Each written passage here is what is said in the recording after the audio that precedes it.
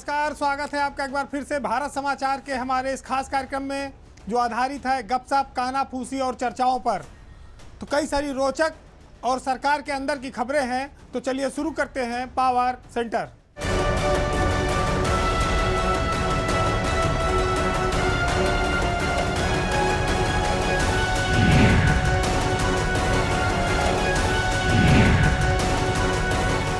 आज शुरुआत एक अच्छी खबर से। यूपी के 2 आईएएस अफसरों ने राष्ट्रीय स्तर पर पूरे देश भर में यूपी का नाम रोशन किया है। इन दोनों अफसरों को प्रधानमंत्री अवार्ड के लिए चयनित किया गया है। एक हैं अपर मुख्य सचिव अनुराग श्रीवास्तव और दूसरी हैं बहराइच की डीएम मोनिका रानी।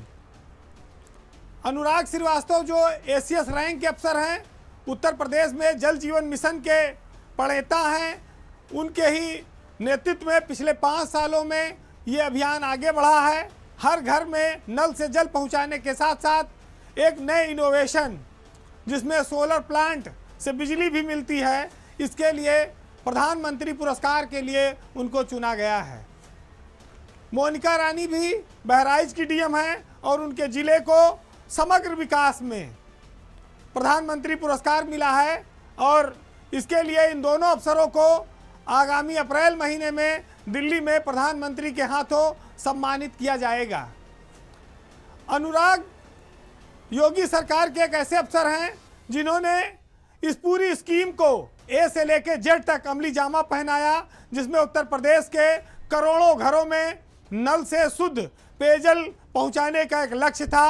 उस लक्ष्य को उन्होंने पिछले 5-6 सालों में हर घर तक पहुंचाकर एक बहुत महत्वपूर्ण सफलता दिलाई है।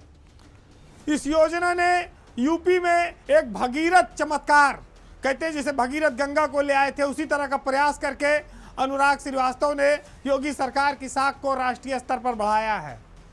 इसे अमली जामा पहनाने वाले अनुराग को prime minister award for excellence in public administration और इनोवेशन के लिए चुना गया है।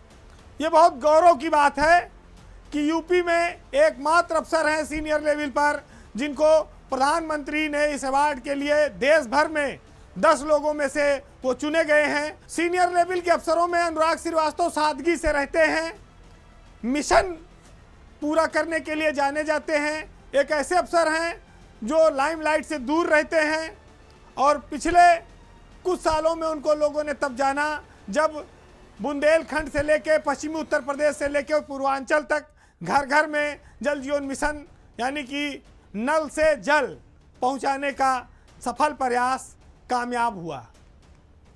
अब उन्होंने इसी परियोजनाओं में सोलर प्लांट का अभिनव प्रयोग करके पूरे देश को एक नया उदाहरण प्रस्तुत किया है। दूसरी बात है 2010 बैच की आईएएस अफसर हैं, बहराइच की जिलाधिकारी हैं मोनिका रानी, उनको भी प्रधानमंत्री के अवार्ड के लिए चयनित किया गया है। मोनिका बेसिकली गुरुग्राम की रहने वाली हैं, पहले वो सरकारी शिक्षक भी रही हैं और शादी के बाद वो आईएएस में चयनित हुई हैं। उनका जिला सेवा से संतृप्तिकरण का जो एक अभियान चला देश में, उसमें टॉप 10 जिलों में से एक आया है। उनको टॉप 10 जिलाधिकारियों में से चयनित किया गया है, जिसमें मोनिका के ज़िले में जो पिछड़े गांव हैं वहाँ पर आयुष्मान कार्ड, शिक्षा, कृषि, बैंकिंग, विकास, इनसे जुड़े हुए सुधारात्मक जो काम किए गए हैं, लगभग 70 गाँवों में एक बहुत बड़ा परिवर्तन लाने की उन्होंने जो कोशिश की है, उस अभूतपूर्व सुधार के लिए प्रधानमंत्री ने एक बार मन की बात कार्यक्रम में भी उनके इस काम की चर्चा की थी, जिसमें महिला सशक्तिकरण की बात बहराइच से आई थी। बहराइच विकसित भारत यात्रा का जो कार्यक्रम रहा है उसमें भी वो प्रथम आया है उत्तर प्रदेश में, तो स्वाभाविक है जिसकी काम की तारीफ प्रदेश और राष्ट्रीय स्तर पर हो तो ऐसे अवार्ड उनको मिलने भी चाहिए।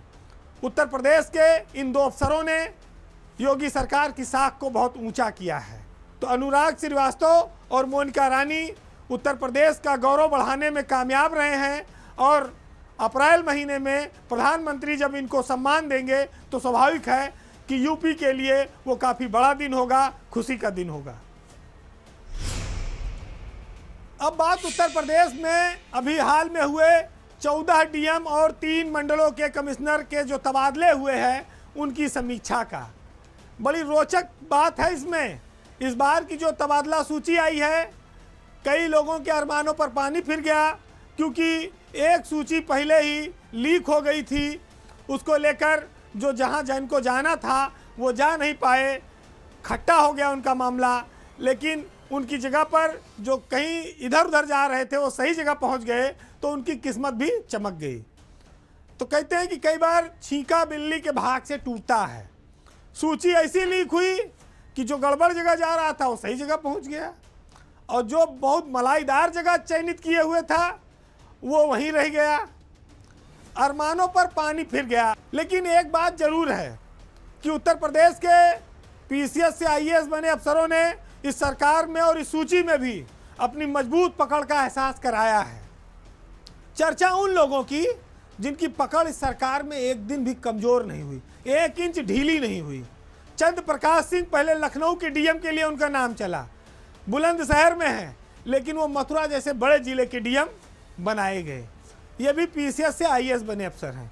राकेश कुमार सिंह जो कानपुर के डीएम थे, उनके जैसी किस्मत उत्तर प्रदेश में आज तक किसी अफसर की नहीं होगी, जो आईएएस बनने के बाद एक दिन भी खाली नहीं रहा।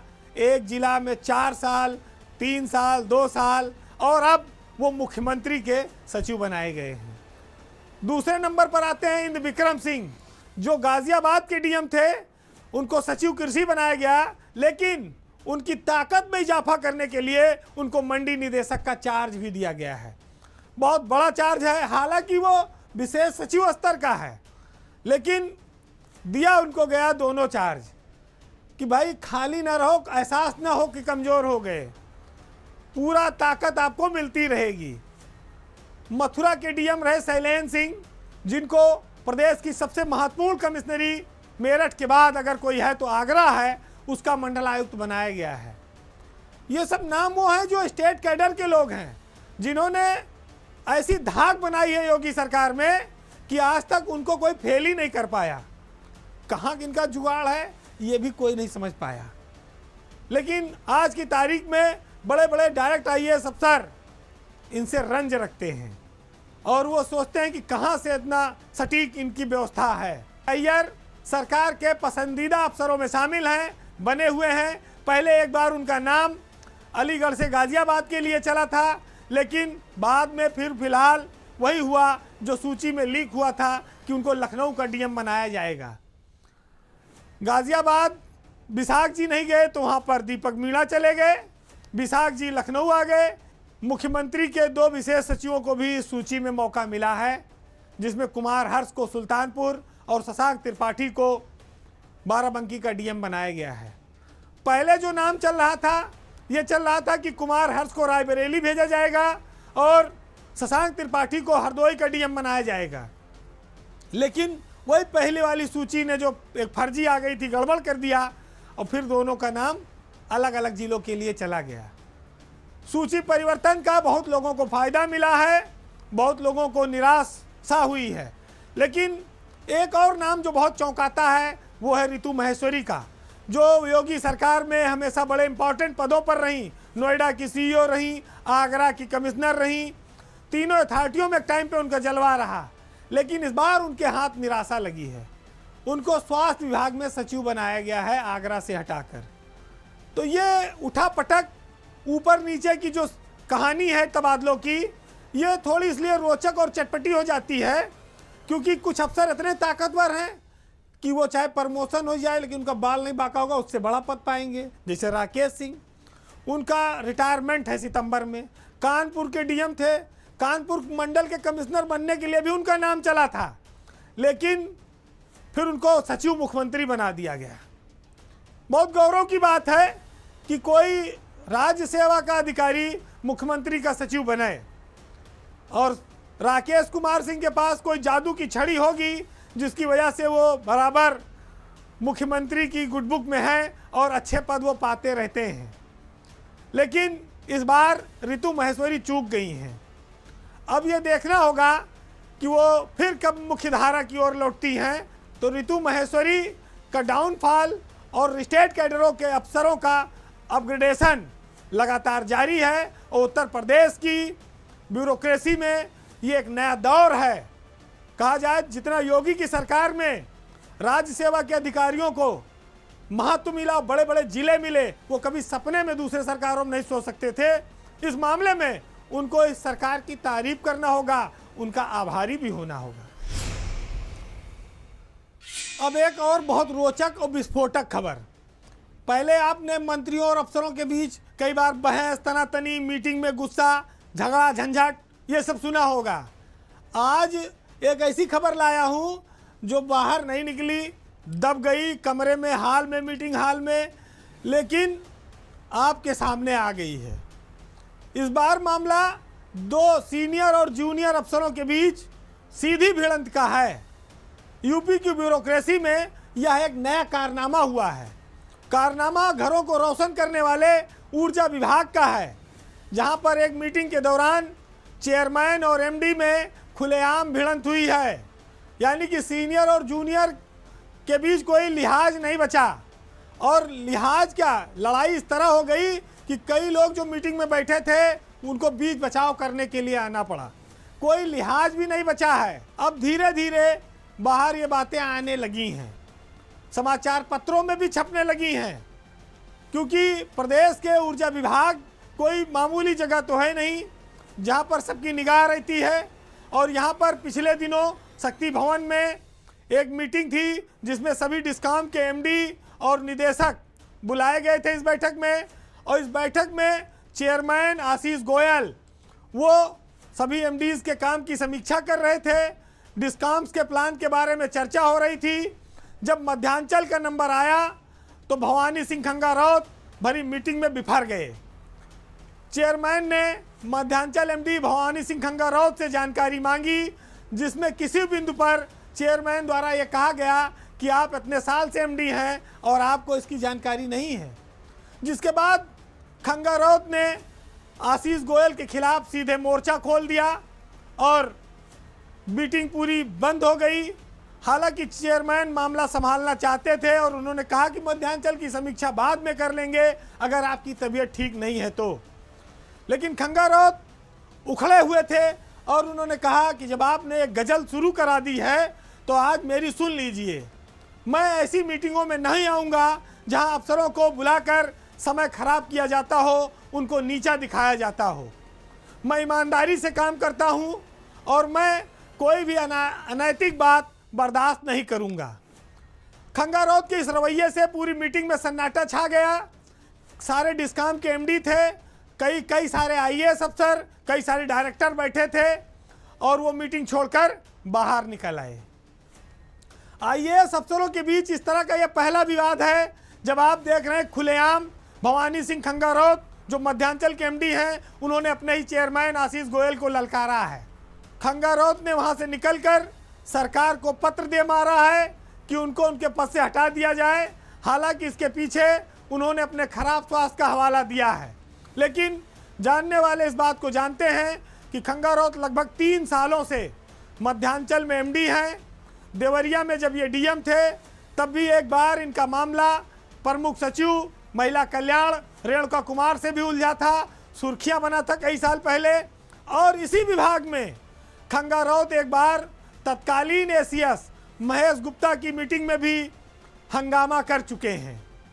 महेश गुप्ता की मीटिंग में वह बीच में उठकर चले आए थे और यह कहते हुए कि यहाँ पर मीटिंग में सिर्फ अफसरों की बेइज्जती करने के लिए बुलाया जाता है। शक्ति भवन की घटना ने पूरी सरकार को हिला दिया है, लेकिन मामले पे पर्दा डाला गया है, चुप कराया गया है, जानकारी बाहर न निकलने पावे। गेंद अब सीएम कार्यालय के पाले में है, निर्णय उन्हें करना है। लेकिन यह कोई मामूली बात नहीं है कि एक डिस्कॉम के एमडी ने बिजली विभाग के चेयरमैन को इस तरह से खुलेआम सबके सामने भरी मीटिंग में जवाब दिया हो और उनको खारिज कर दिया हो कि मैं आप जैसी मीटिंग में नहीं आऊँगा। अनुशासनहीनता कहिए, ये कहिए कि अफसर स्वेच्छाचारी हो गए हैं। कई सालों से एक ही पद पर रहते रहते वो अपने आप को उस विभाग का खुदा मानते हैं, सब कुछ वही जानते हैं। भवानी सिंह खंगारौत का इतिहास भी रहा है कि यूपी के मंत्री तक, जो केंद्रीय मंत्री तक कह चुके हैं कि 6-6 बार फ़ोन करो, हमारा फ़ोन नहीं उठाते। तब उस आदमी का कुछ नहीं बिगड़ा, अब क्या बिगड़ेगा। आशीष गोयल चुप मार के सज्जन आदमी हैं, बैठ गए मुख्यमंत्री के यहाँ बता दिया। जब मंत्री लड़के नहीं जीत पाए खंगारौत से, तो फिर चेयरमैन लड़के क्या जीतेंगे। आप एक अफसर की ताकत देखिए, जो अफसर ना तो जनता से मिलता है, ना तो वो उनका आप कहीं भ्रमण देखेंगे। वो लखनऊ में बैठे हैं, वो खाली अपने आप को वाइट कॉलर बताते हैं, ईमानदार बताते हैं, और वो कहते हैं हम ईमानदारी से काम करते हैं। यूपी में ब्यूरोक्रेसी में ईमानदारी के पैमाने अलग अलग हैं। कुछ लोग दूसरों को चोर समझकर खुद ईमानदार का तमगा लिए हुए हैं, कुछ लोग ईमानदार हैं लेकिन कोई काम नहीं करते हैं, और कुछ लोग ऐसे हैं जो ईमानदार हैं और सबको बेईमान समझते हैं। अलग अलग स्तर हैं, लेकिन सरकार सब कुछ जानकर भी अनजान बनी रहा है। ये बड़ी हैरत की बात है। तमाम लिस्ट निकल रही है, रोज सूची निकल रही है, लेकिन मध्यांचल के इस जहर को पीकर चुपचाप बैठे हैं कि कहीं ये विस्फोट ना कर जाए। लेकिन आज उत्तर प्रदेश में बिजली विभाग में तमाम इंजीनियरों के, तमाम ठेकेदारों की जुबान पर इस बात की चर्चा है कि भवानी सिंह खंगारौत ने पहले प्रमुख सचिव के साथ भिड़ंत की, अब चेयरमैन के साथ भिड़े हैं। तो गजब व्यवस्था चल रही है लोकतांत्रिक सिस्टम में। मंत्री की क्या वैल्यू होती है, क्या मतलब होता है, उनको भी इन अफसरों ने खत्म कर दिया है। अब बात एक ऐसी खबर की जो सामाजिक सरोकार, सामाजिक तरक्की, व्यापार से जुड़ी है, लेकिन उसके साथ साथ एक अफसर की सनक उस पर भारी पड़ रही है। उत्तर प्रदेश की सरकार उद्योग लगाने के लिए उद्योगपतियों को बुलाती है, बड़े बड़े इन्वेस्टर समिट करती है, उनको बड़ा सम्मान देती है। लेकिन आज आपको जानकर इस बात पर हैरानी होगी कि एक और उद्योगपतियों का स्वागत किया जा रहा है, दूसरी ओर उत्तर प्रदेश से कई सारी फैक्ट्रियां पलायन कर रही हैं, दूसरे राज्यों में जा रही हैं। ऐसा जीएसटी में एम देवराज के आगमन के बाद शुरू हुआ है। पिछले कुछ समय से जो अटकलें चल रही थी, अब वह सही साबित होने लगी हैं। जीएसटी विभाग की सख्ती के कारण यूपी में कानपुर से अकेले 5 बड़ी पान मसाला की कंपनियां पलायन करके दूसरे राज्यों में चली गई हैं। उनका 90% सामान यहां से जा चुका है, मशीनरी जा चुकी है, थोड़ा बहुत बचा है, वो भी इस महीने के आखिरी तक चला जाएगा। कानपुर देहात से भी एक फैक्ट्री चली गई है, वो हिमाचल प्रदेश चली गई है। कहा जाए तो कई दशकों का पुराना जो पान मसाला कारोबार कानपुर में था, वो अब उजड़ गया है। जब से एम देवराज सेल टैक्स विभाग में प्रमुख सचिव बनकर आए हैं, उनकी सख्ती ने पान मसाला कारोबार, सरिया, सीमेंट, लोहा उद्योग, तमाम सारे व्यापार पर एक बहुत विपरीत असर डाला है। क्योंकि पिछले 24 नवंबर से उन्होंने प्रदेश में जो फैक्ट्रियां हैं उनके बाहर जो सचल दल हैं उनको तैनात कर रखा है, उनको कैमरे से लैस कर रखा है। 24 घंटे कैमरे से जो गाड़ी निकलती है, जो कागज़ निकलते हैं, उनकी जांच होती है, निगरानी होती है, जिसके चलते कारोबारी असहज हो गए और उन्होंने कानपुर और कानपुर देहात की अपनी कई फैक्ट्रियां बंद कर दी हैं और मशीनें उठवाकर वो दूसरे राज्यों में ले जा रहे हैं। बताया जाता है कि एक फैक्ट्री हिमाचल गई है, दिल्ली गई है, एक गुवाहाटी गई है और एक झारखंड चली गई है। एक उत्तराखंड के रुद्रपुर में भी अपना नया काम शुरू कर रही है, बहुत जल्दी शिफ्ट हो जाएगी।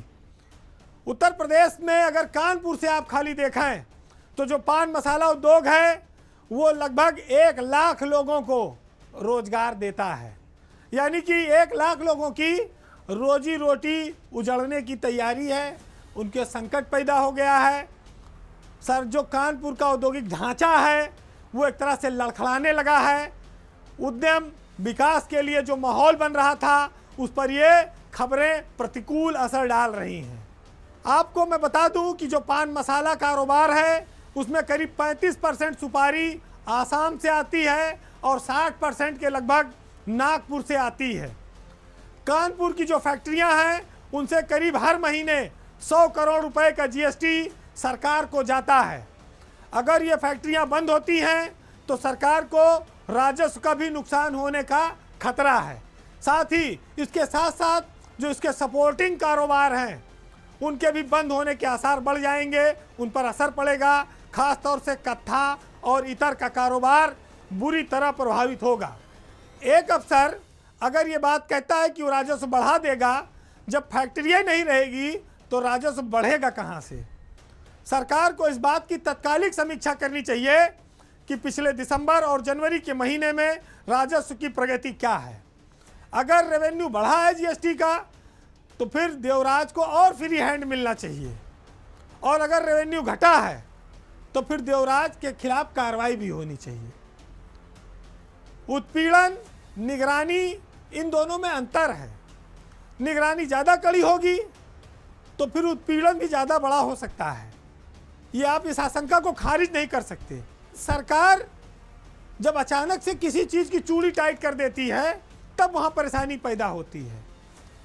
चूड़ी धीरे धीरे टाइट करो और उतने टाइट करो जितने में फेल ना हो। आज उत्तर प्रदेश अगर तरक्की के रास्ते पर है, योगी सरकार ने उद्योगों के लिए एक अनुकूल माहौल बनाया है। उद्योगपति यहाँ उद्योग लगाने आ रहे हैं, हजारों लाखों करोड़ के निवेश के दावे हो रहे हैं।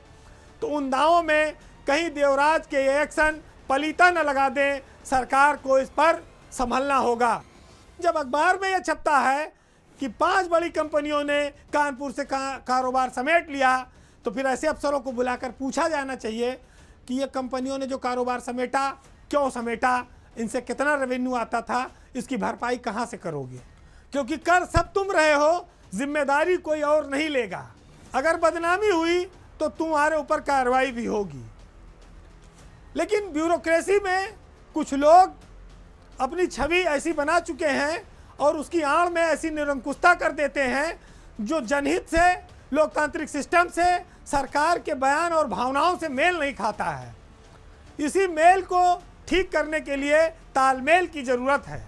ज़रूरत है कि इमीडिएट इस मामले में सरकार हस्तक्षेप करे, क्योंकि और अगर 4-6 कंपनियां भागी, फैक्ट्रियां भागी, तो डेंट सरकार पर आएगा, उसकी कार्यप्रणाली पर आएगा, उसकी नीतियों पर आएगा।